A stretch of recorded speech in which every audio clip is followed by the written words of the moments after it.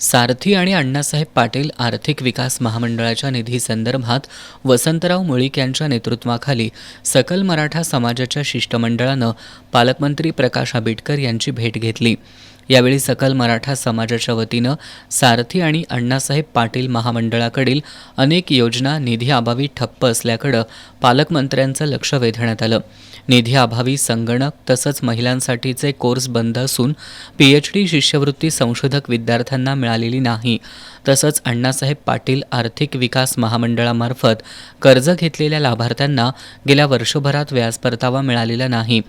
पालकमंत्री आंबेडकर यांचं याकडे लक्ष वेधतानाच सकल मराठा समाजानं जूनमध्ये शालेय प्रवेश प्रक्रिया सुरू होत असून SEBC दाखले विनाविलंब मिळावेत अशी मागणी केली।